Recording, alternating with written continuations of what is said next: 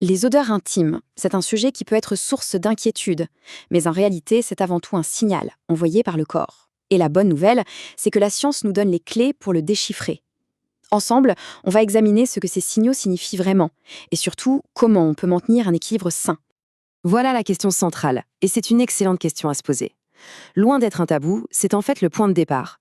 Comprendre la réponse, c'est la toute première étape pour mieux connaître son corps et son fonctionnement. Le plus important, c'est donc de changer notre regard sur la question. Plutôt que de chercher à masquer quelque chose, l'idée, c'est de comprendre le message. Le corps essaie de communiquer, et cette odeur est un indicateur super précieux de notre équilibre intérieur. Bon alors, rentrons dans le vif du sujet. La première chose à faire, c'est d'apprendre à distinguer les variations qui sont tout à fait normales, des signes qui, eux, pourraient indiquer un petit déséquilibre. Ce qu'il faut bien comprendre, c'est qu'une odeur corporelle, ce n'est jamais statique. Ça change. Des choses aussi naturelles que le cycle menstruel, ce qu'on a mangé ou même une séance de sport peuvent la modifier. Ce sont des changements tout à fait normaux, vraiment, il n'y a pas de quoi s'inquiéter. Par contre, il y a des signaux qui doivent attirer l'attention. Une odeur qui devient soudainement très forte, très inhabituelle, surtout si elle vient avec des pertes d'une couleur étrange ou des irritations. Là, ce n'est pas anodin. C'est le corps qui dit « Attention, l'équilibre est peut-être perturbé ». Ok, maintenant, voyons un peu la science qui se cache derrière tout ça. Pour vraiment piger d'où viennent les odeurs, il faut d'abord comprendre ce qu'est la flore vaginale. Et c'est un véritable petit écosystème qui nous protège. La flore vaginale, on peut l'imaginer comme une sorte de forêt invisible.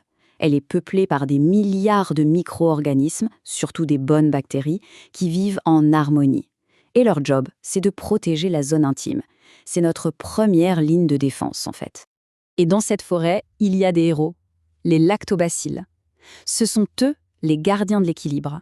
Leur super pouvoir, c'est de produire de l'acide lactique.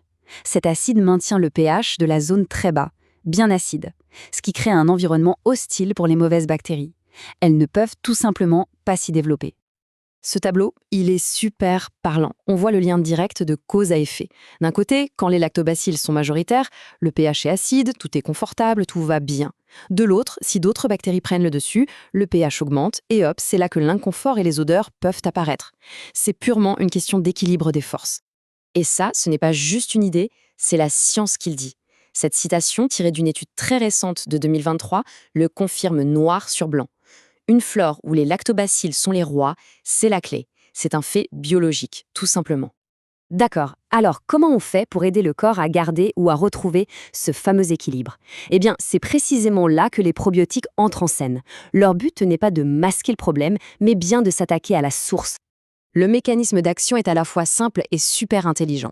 En gros, les probiotiques, c'est comme envoyer des renforts. On apporte des bonnes bactéries, des lactobacilles, pour aider la flore naturelle à se refaire une santé, à réacidifier le milieu et à repousser les intrus. Attention, point très important. Toutes les souches de probiotiques ne se valent pas. La recherche a permis d'identifier des souches bien spécifiques pour leur efficacité. Par exemple, Lactobacillus crispatus est un champion pour recoloniser rapidement. D'autres, comme Rhamnosus ou Reuteri, ont des actions plus ciblées, l'un sur l'inflammation, l'autre pour bloquer la route aux pathogènes. C'est un vrai travail d'équipe. Allez, passons au côté pratique. C'est bien de savoir que ça marche, mais c'est encore mieux de savoir comment bien s'en servir. Il y a deux grandes manières de les prendre. Par voie orale, c'est super pratique pour une action de fond en prévention au quotidien. Et puis, il y a la voie vaginale qui permet une action locale, très directe et rapide. C'est souvent ce qui est conseillé quand il y a déjà une gêne ou un déséquilibre installé. Le choix dépend vraiment de la situation. Et pour finir, parlons des quelques erreurs classiques qui peuvent rendre une cure de probiotiques moins efficace. Connaître ces pièges, c'est essentiel pour avoir de vrais résultats. Voici un point absolument essentiel, la patience. Restaurer un écosystème, ça ne se fait pas en un claquement de doigts, ça prend du temps. Une cure de quelques jours, ça ne suffit quasiment jamais. Il faut viser entre 2 et 4 semaines pour que les bonnes bactéries aient vraiment le temps de s'installer durablement. La régularité, c'est la clé du succès.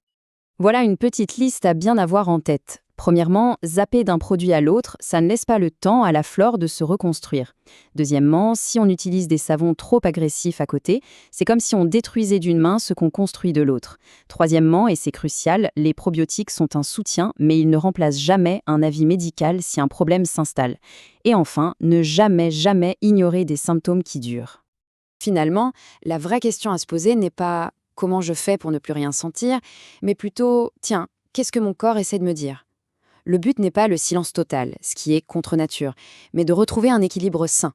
Écouter ces signaux, les comprendre, c'est ça, prendre soin de sa santé de façon globale et intelligente.